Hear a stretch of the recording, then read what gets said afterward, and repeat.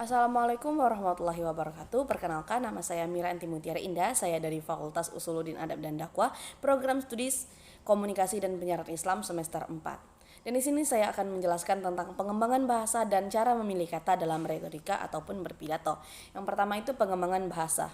Yang pertama biasanya ada penjelasan, memberikan contoh, analogi, perulangan, statistik, dan testimoni. Penjelasan sendiri dapat dilakukan dengan memberikan definisi atau pengertian secara etimologi menurut para ahli, memberikan contoh, ilustrasi, faktual, hipotesis, dan juga pemisalan. Selanjutnya ada analogi, itu perbandingan, kisaran, dan harfiah. Kalau perulangan itu bisa menyebutkan kembali kata-kata yang telah diucapkan, menyebutkan gagasan yang sama dengan kata-kata yang berbeda.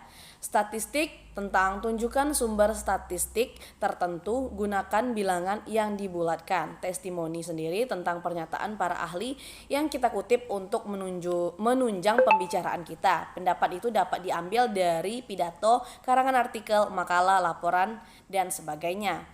Selanjutnya ada cara memilih kata dalam retorika ataupun berpidato. Yang pertama itu harus jelas. Kata atau kalimat yang jelas, gunakan istilah yang spesifik ataupun tertentu. Contohnya, uang ini dapat diambil dalam satu semester sekali. Akan lebih baik kalau digunakan kata setiap 6 bulan uang Anda dapat diambil dan digunakan kata-kata yang sederhana atau tidak berbelit-belit.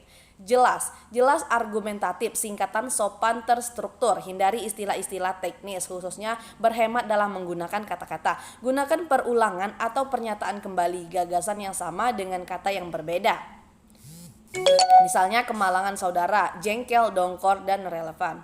Yang kedua itu ada tepat. Kata atau kalimat harus tepat. Hindari kata-kata yang terlalu sering digunakan dan tidak sesuai dengan zaman, atau kata-kata yang sering diucapkan pejabat. Misalnya, alis bak semut beriring, dagu bak lebah bergantung. Gunakan bahasa pasaran secara hati-hati. Misalnya, ketimbang hati-hati dalam penggunaan kata-kata pungut. Misalnya, modernisasi, moralitas, dan sebagainya. Hindari juga kata-kata yang vulgarisme.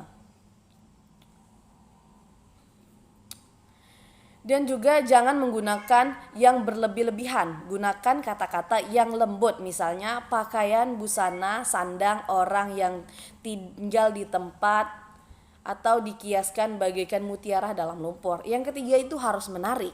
Kata atau kalimat yang menarik, pilihlah kata-kata yang langsung menyentuh diri halayak.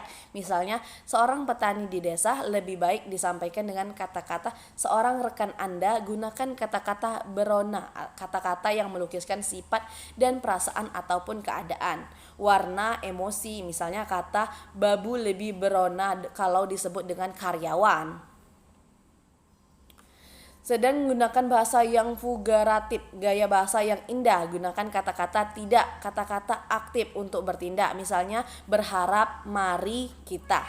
Contoh memilih kata ada sifat kayu itu contoh memilih kata yang kurang tepat. Misalnya, dingin memanaskan, panas mendinginkan. Akan tetapi akan lebih baik jika pandana kita sebagai berikut, bisa digunakan kata dingin memanaskan dan panas menyejukkan.